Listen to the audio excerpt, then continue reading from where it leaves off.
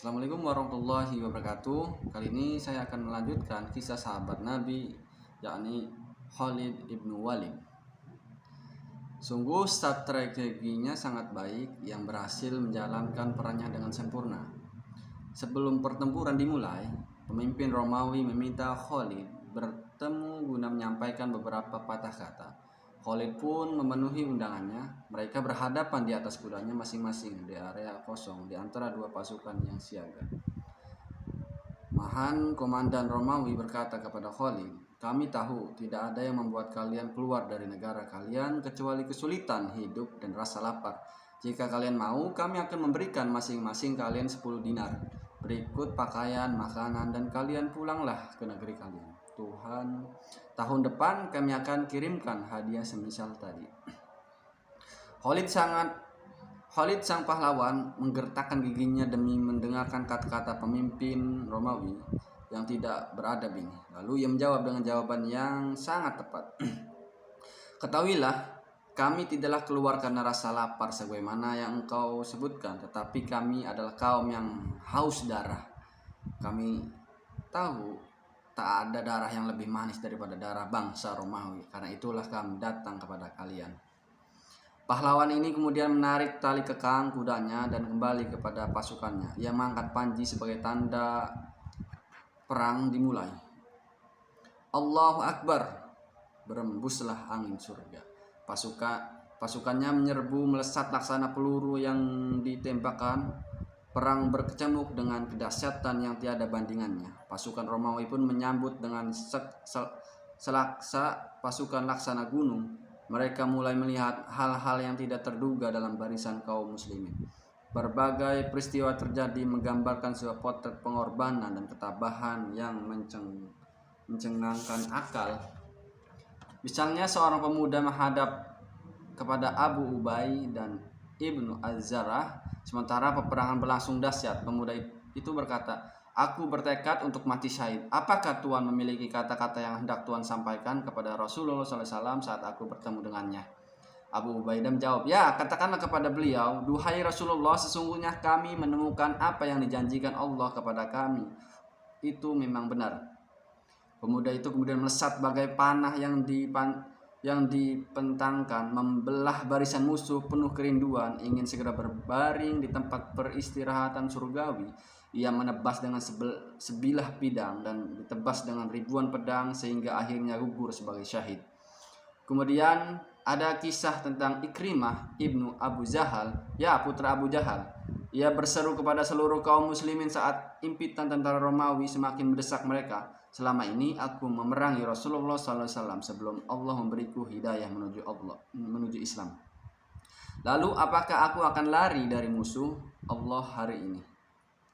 Ia berteriak, "Siapa yang bersumpah setia kepada kematian?" Sekelompok kaum muslimin kemudian datang untuk bersumpah setia sampai mati. Mereka merangsek ke jantung pertempuran bukan mencari kemenangan tetapi mencari kematian sebagai syahid. Sungguh Allah menerima jual beli mereka, menerima baiatnya hingga akhirnya mereka tewas. Kisah lainnya ada yang mengenai para prajurit yang terluka sedemikian parah. Lalu seseorang datang membawa air untuk membasahi tenggorokan mereka. Namun saat air itu datang kepada orang pertama di antara mereka, orang itu malah berisyarat agar membawa minuman, memberikan air itu kepada kawan yang tergeletak di sampingnya. "Berikanlah kepada saudaraku ini. Lukanya lebih parah dan rasa hausnya lebih hebat daripadaku." Namun saat membawa minum ia hendak memberikan air kepada orang kedua. Orang itu malah berisyarat agar diberikan kepada kawan yang terbaring di sampingnya. Dan orang ketiga pun berbuat hal yang sama hingga akhirnya mereka gugur dengan tenggorokan yang sangat kehausan. Namun ruh mereka justru melayang dibanjiri telaga pengorbanan paling indah. Ya, demikianlah perang Yarmuk menjadi medan pengorbanan yang tiada bandingannya. Kisah-kisah heroik yang menggambarkan kuat tekad adalah sebuah kisah yang sangat agung. Kisah yang menggambarkan bagaimana Khalid ibnu Walid memimpin 100 orang prajurit tidak lebih, tetapi mampu memukul pasukan sayap kiri Romawi berjumlah 40.000 tentara. Saat itu Khalid berseru kepada 100 prajuritnya, "Demi Zat yang jiwaku berada dalam genggamannya, orang-orang Romawi tidak memiliki kesabaran dan ketegaran kecuali secuil sebagaimana yang kalian lihat. Sungguh aku mengharap Allah memberikan batang-batang leher mereka kepada kalian. 100 orang bertempur melawan 40.000. Lalu mereka menantang. Namun apa yang membuat mereka aneh? Bukankah hati mereka penuh dengan keimanan terhadap Allah yang maha besar lagi maha luhur? Bukankah hati mereka penuh dengan keimanan terhadap Rasul-Nya yang jujur dan terpercaya? Bukankah hati mereka penuh dengan keimanan terhadap nilai terpenting dalam seluruh bidang kehidupan, yaitu nilai-nilai kebaikan, hidayah, dan kemuliaan? Bukankah khalifah mereka yang benderanya berkibar menguasai dunia sementara ia berada di Madinah memerah susu dengan tangannya sendiri untuk diberikan kepada janda-janda tua dan membuat adonan roti untuk anak-anak yatim? Bukankah pemimpin mereka Khalid bin Walid adalah penghancur segala bisikan kesombongan, kedurhakaan, permusuhan dan pedang Allah yang terhunus membasmi semua kekuatan pengorbanan dan kesyirikan? Bukankah demikian adanya? Jadi berembuslah angin kemenangan yang sangat kuat, gagah dan perkasa. Kejeniusan Khalid sungguh mencengangkan para pemimpin dan komandan pasukan Romawi, sehingga salah seorang komandan mereka bernama Giurius ingin mengundang Khalid datang kepadanya pada salah satu jeda peperangan. Saat keduanya bertemu, komandan Romawi ini segera mengajukan pertanyaan kepada Khalid. Hai Khalid, jujurlah kepadaku, janganlah engkau berdusta, karena orang merdeka tidak akan berdusta. Apakah Allah menurunkan pedang dari langit kepada nabimu, lalu ia memberikan pedang itu kepadamu, sehingga tidaklah engkau mengunus pedang kepada seseorang kecuali kau mengalahkannya? Tidak, Khalid menjawab. Lalu mengapa engkau disebut pedang Allah?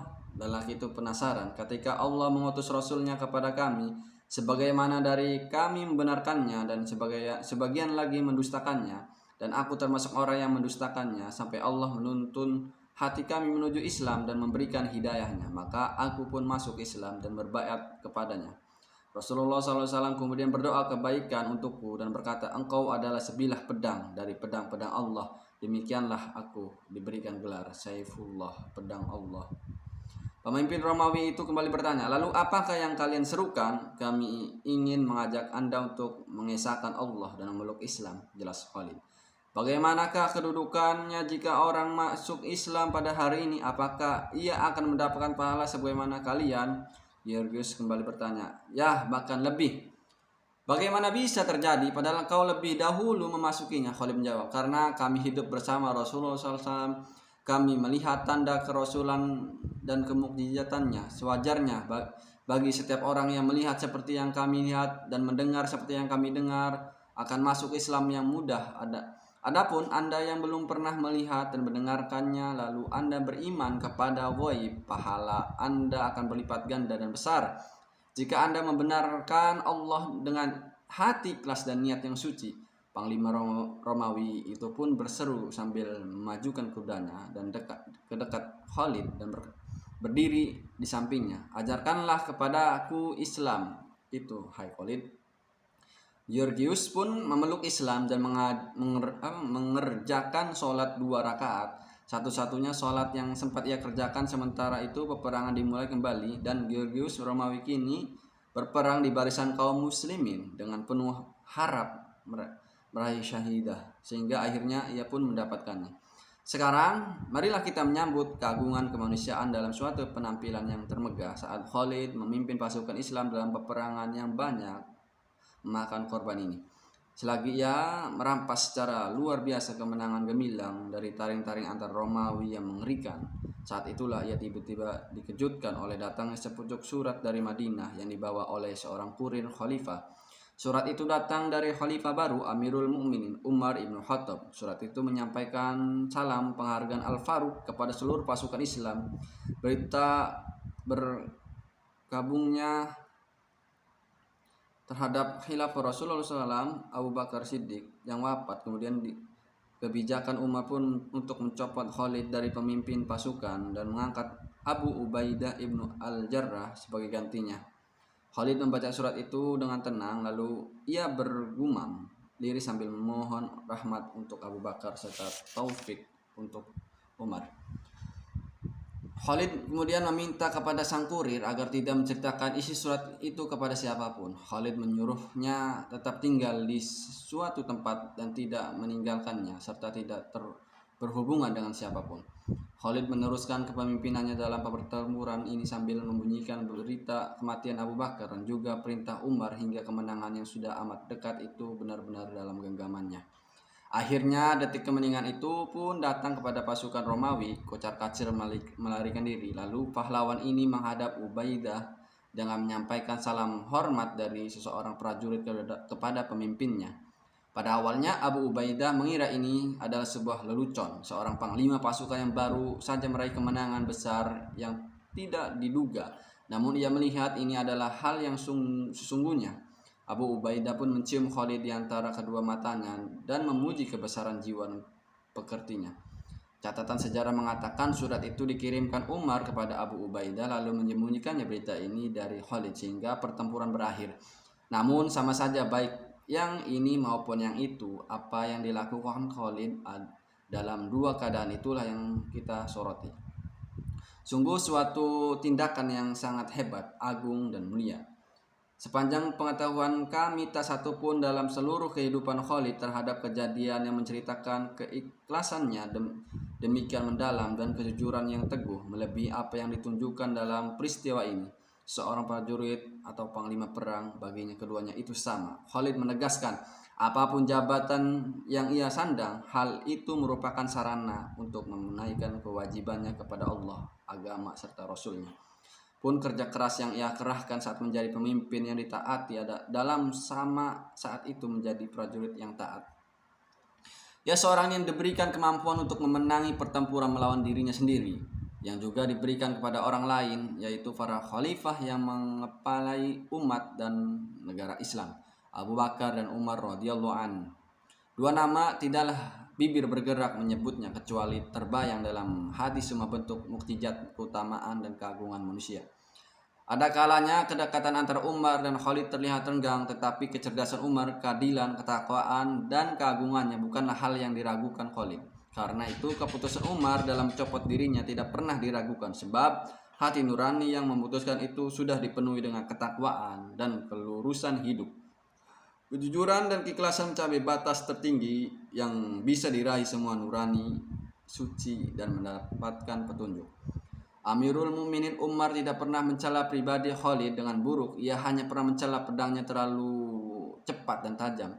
Hal ini ia ungkapkan kepada Abu Bakar saat mengusulkan agar mencopot Khalid setelah terbunuhnya Malik ibnu Nuwairah. Sesungguhnya dalam pedang Khalid terdapat roh, maksudnya keringanan, ketajaman, ketergesaan. Namun saat khilafah, Siddiq menjawab, aku tak akan menyarungkan pedang yang dihunus Allah atas orang-orang kafir.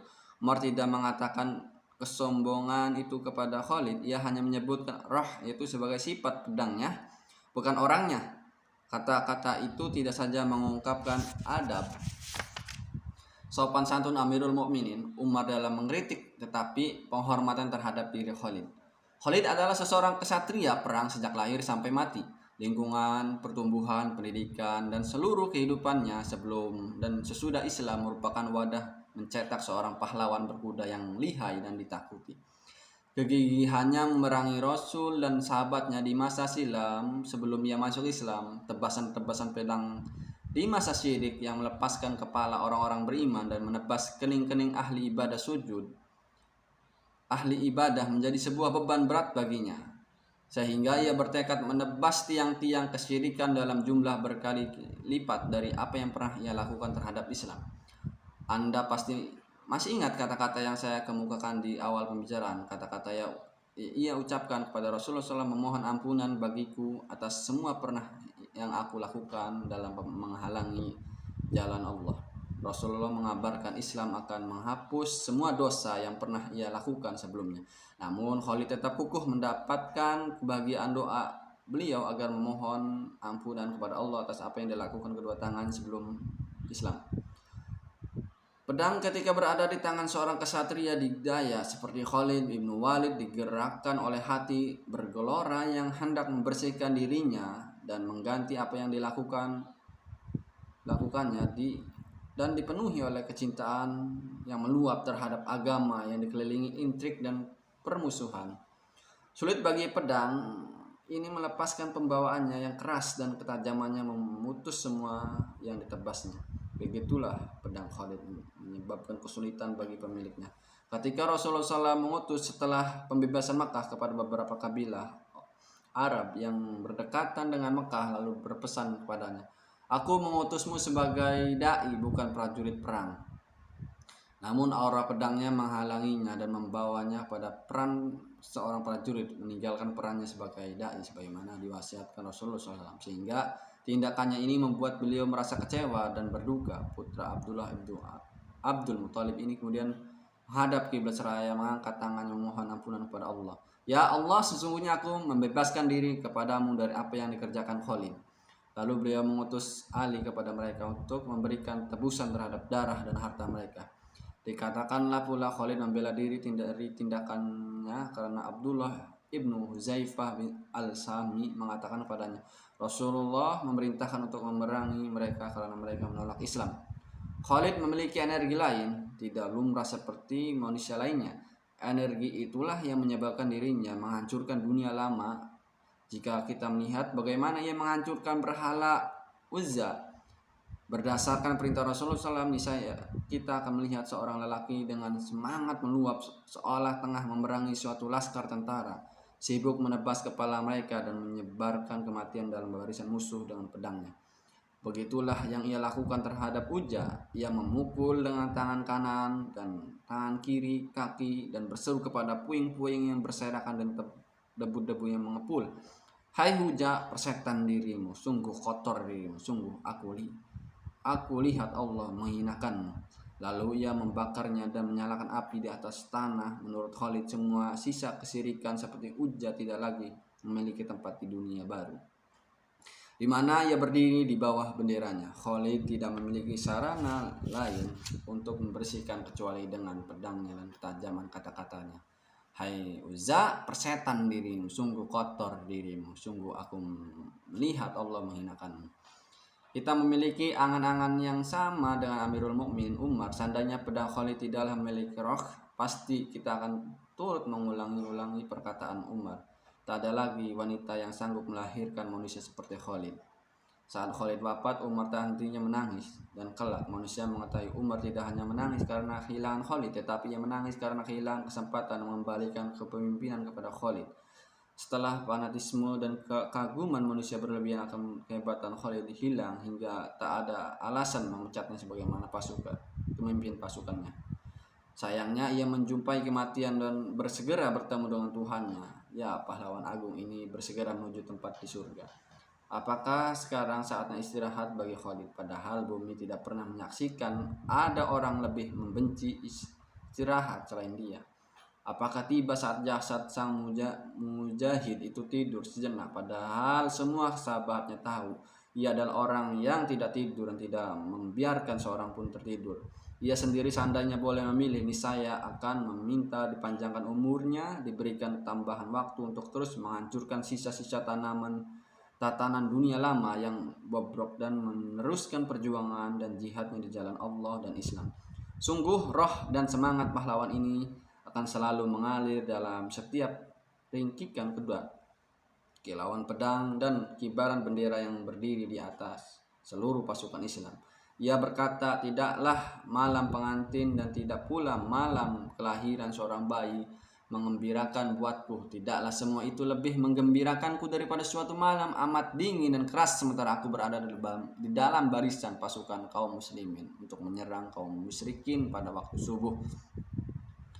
Menurut Khalid, hal paling menyedihkan adalah ketika ia harus mati di atas pembaringannya, padahal umur hidupnya ia habiskan di atas punggung kuda dan di bawah kilauan pedangnya. Ia turut berperang bersama Rasulullah SAW, menaklukkan kaum murtad, mengubur singgasana Persia dan Romawi, dan menjelajahi Irak setapak demi setapak, hingga Islam menaklukkan seluruh wilayah termasuk negeri Syam, hingga seluruhnya dikuasai Islam. Ia seorang panglima tetapi turut merasakan kerasnya hidup dan rendah hati sebagaimana para prajurit biasa. Ia seorang prajurit tetapi bahunya memikul tanggung jawab dan memberikan teladan selayaknya seorang panglima. Adapun hal yang disesali sang pahlawan adalah mati di atas pembaringan. Saat itu ia berkata dengan air mata yang meleleh dari kelopak matanya, "Aku ikut serta dalam pertempuran di berbagai tempat. Seluruh tubuhku penuh dengan luka tebasan pedang, tusukan tombak serta tancapan panah. Namun inilah aku sekarang mati di atas tempat tidur. Tak ada yang beda dengan matinya seekor unta. Mata orang-orang mengecut tidak akan tertidur." Sungguh kata-kata ini tak mampu diucap seseorang dalam suasana demikian, kecuali oleh seseorang laki-laki seperti ia. Di ujung napasnya ia mengucapkan wasiat. "Tahukah Anda kepada siapa ia berwasiat?" "Ya, kepada Umar ibnu Khattab sendiri." "Tahukah Anda berapa banyak kekayaan ditinggalkan? Hanya kuda dan pedangnya. Kemudian apa lagi?" Tak ada lagi barang berharga dinikmati atau ingin dimiliki manusia selama hidup. Ia tidak memiliki hasrat terhadap semua itu, tetapi hanya ingin kemenangan dan kejayaan atas musuh-musuh kebenaran. Tidak ada sesuatu pun yang dari perhiasan dunia yang menarik perhatiannya. Tunggu sebentar. Ia memiliki suatu barang yang sangat berharga dan hati-hati dalam jaga selama ini. Barang itu adalah kopiah. Ketika perang Yarmuk, kopiah itu terjatuh lalu ia mati-matian mengambilnya. Bahkan menyusahkan orang lain untuk mencarinya. Ketika ada orang mencela karena itu, ia menjelaskan, di dalamnya terdapat beberapa helai rambut dari ubun Rasulullah. Aku mohon kemenangan dengannya. Akhirnya jasad sang pahlawan ini diiringi keluar rumahnya di atas pundak para sahabatnya. Ibunda sahabat Rasul ini mengantarkan dengan mata menunjukkan ketabahan, tetapi duka cita begitu mendalam. Lalu ia berkata untuk melepasnya, "Kau lebih baik daripada ribuan orang saat kau tundukkan wajah-wajah mereka pemberani. Engkau lebih berani daripada singa betina yang mengamuk demi anak-anaknya yang kuat. Engkau lebih kuat daripada amukan air bah yang mengalir deras menuju lembah." Syair yang didengarkan ibunda Khalid itu didengar Umar sehingga hatinya bertambah pilu dan air matanya bertambah deras. Lalu berkata, "Ibunya benar, demi Allah memang seperti itu." Jasad sang pahlawan itu pun terbaring di pembaringan terakhirnya. Seluruh sahabatnya berdiri khusyuk, seluruh dunia seolah senyap, tunduk dan diam. Tidak ada yang mencairkan keheningan itu kecuali oleh ringkik kuda tiba-tiba datang. Marilah kita bayangkan kuda itu sudah melepas tali ikatannya. Segera melompat lalu berlari melintasi jalan-jalan kota Madinah, menyusul jenazah tuannya dengan dipandu oleh keharuman yang serempak. Ketika kuda itu tiba pada sekumpulan orang yang merenungi kuburan basah di hadapan mereka, ia segera menggerak-gerakkan kepalanya, ibarat bendera ringkikan terdengar persis seperti yang dilakukan sang pahlawan saat masih menunggangi punggungnya, menggunjang singgasana Persia dan Romawi, menyembuhkan desah-desuh kesyirikan dan kedurhakaan, dan membersihkan semua pembengkang dan kesyirikan dari jalan Allah. Ia pun berhenti dan kedua matanya menatap lekat ke arah kubur. Lalu ia mengangguk-anggukkan kepala seolah menyampaikan salam perpisahan bagi tuannya. Ia terdiam, kepala terangkat tinggi, demikian pula dahinya yang cengkung. Di bawah dahi itulah keluar tetesan air yang kemudian semakin deras. Diri dan pedangnya ia wakafkan di jalan Allah. Namun, adakah kesatria yang sanggup menaiki punggungnya? Apakah ia mau merendahkan punggungnya untuk dinaiki orang lain? Duhai pahlawan setiap kemenangan, duhai fajar setiap kegelapan malam, di setiap medan pertempur, engkau selalu mengangkat semangat juang pasukanmu dengan kata-kata. Saat fajar tiba, para pejalan malam akan memuji sukacita. Akhirnya kalimat itu dijadikan peribahasa. Inilah engkau sekarang menyelesaikan perjalananmu, pujian sukacita pun bergema untuk waktu fajarmu. Wahai Abu Sulaiman, kenanganmu sungguh agung, harum mewangi, kekal abadi. Wahai Khalid, biarkanlah kami mengulang-ulang kata Amirul Mukminin, kata-kata yang manis dan indah yang digunakan meratapi dan melepas kepergianmu. Sungguh Allah merahmati Abu Sulaiman. Apa yang ada di sisi Allah jauh lebih baik dari semua yang ada. Sungguh ia hidup dengan terpuji dan mati dengan bahagia. Demikianlah kisah Khalid bin Walid. Sekian dari saya. Terima kasih.